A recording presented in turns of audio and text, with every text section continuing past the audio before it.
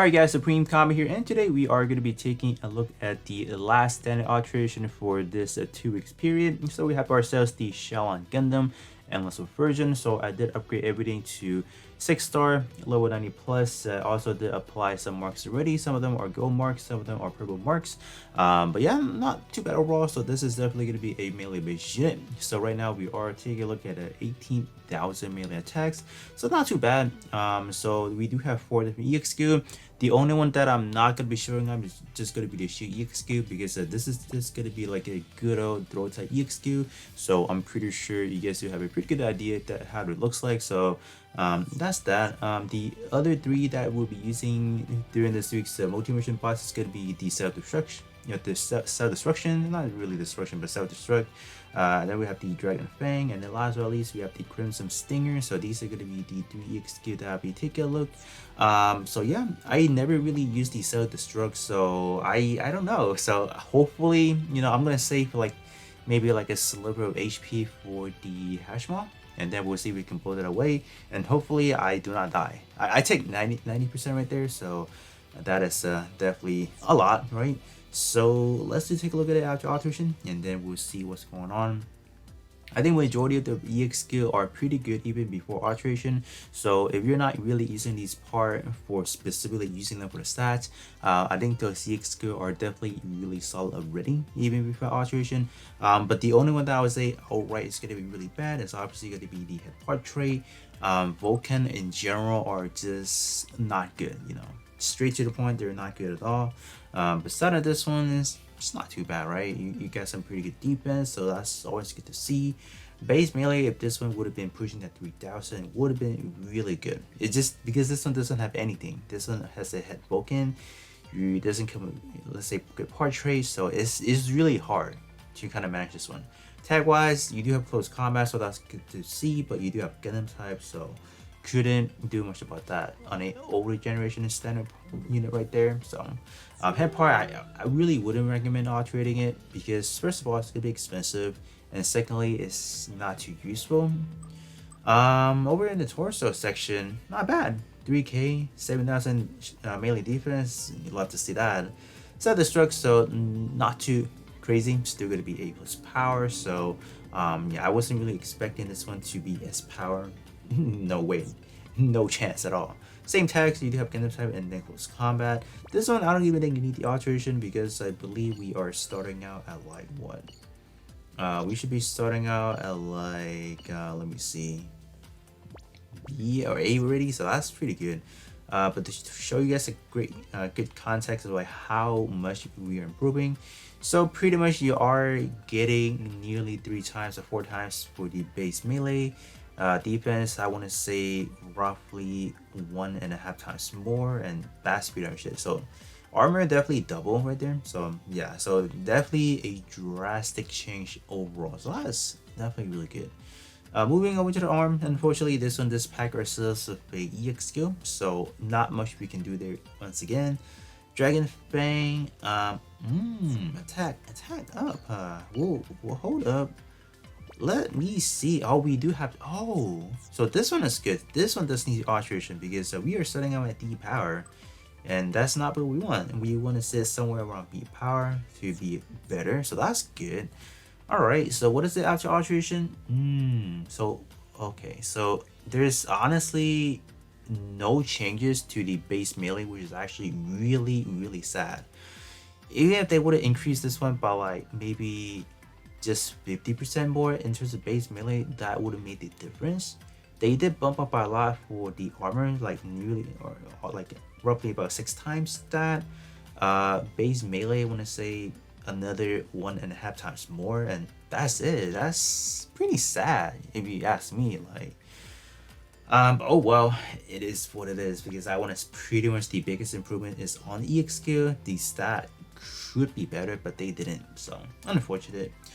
Looking at the leg part now, we do have a nearly 4k for the base melee, so that's really good to see. And then you are accompanied that by a 6,000 melee defense. That is really good. And this is going to be another example where why standard unit are popping up because of these types of portrait. First of all, you are getting a initial or EXQ cooldown reduced by 20%, so that's always gonna be good. But this one does want you specifically to be using an infrared job license for your pilot, so not the biggest problem because this one is seemingly like a melee based unit, so we can definitely live with that. Secondary trait with power attribute, we are getting an EXQ power boost by 35%, so that's good. For anyone out there that is planning to build like a good unit for melee, I think P attribute definitely has that in it because you have this for there and this for there, so this is good. So not bad. Gundam type, and then for space, unfortunately those are going to be attacks, so it's not going to be anything crazy unfortunately, but yeah, still it's still really good. Torso wise is or the back part now, excuse me, still pretty good as well. We are approaching that mid 3000 base attack, so that's good for your melee. Defense 6k, that's good to see. The Crimson Stinger, not much of an improvement, so yeah, so same tag as the legs part. We have the Gundam type and space. The beam Trident now. Let's see what's going on. Okay, 11.1k for the base melee, and then 3k for the melee defense, so that's not too terrible. 3k for the defense, it's not gonna be much, right? But you at least you're still getting something out of it.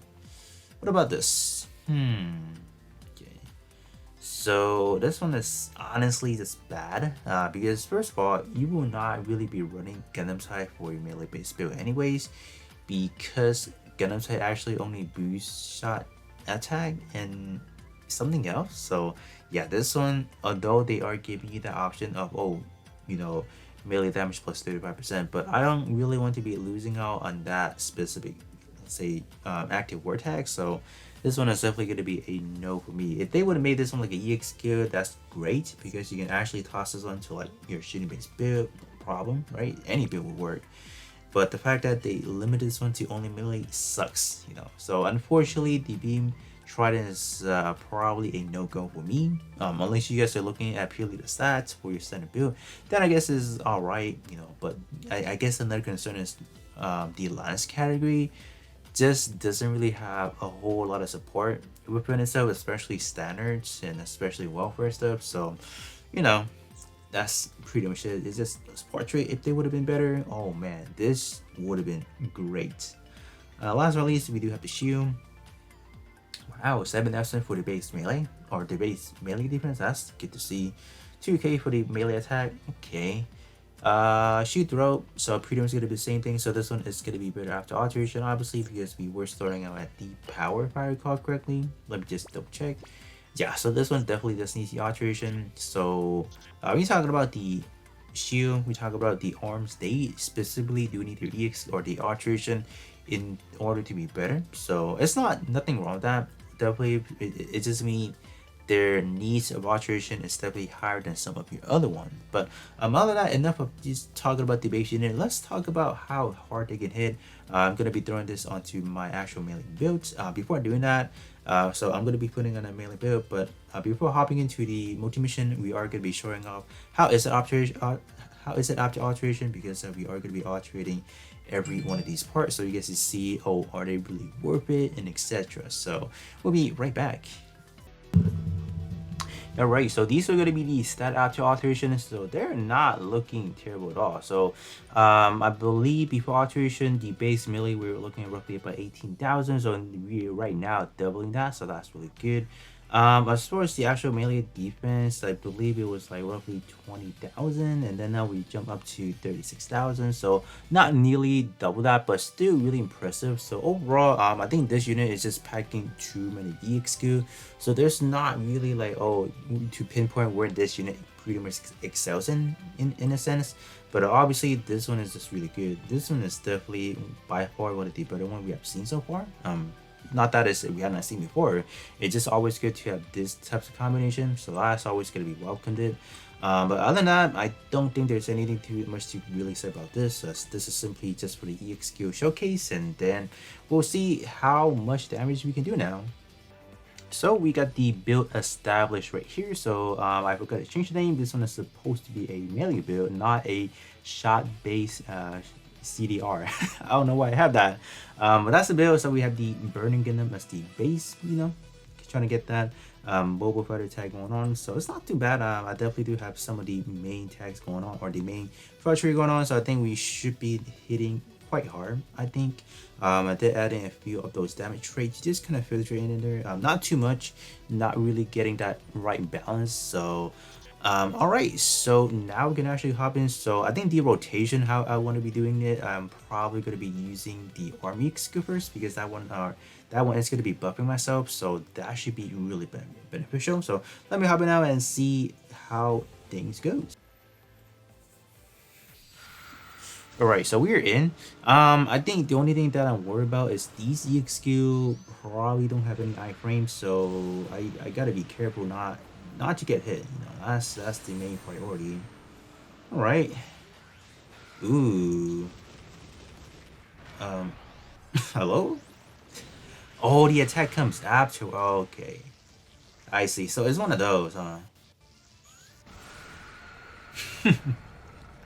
So I took out both myself and Hashmal, but obviously you can't die. So I guess I gotta do it once again.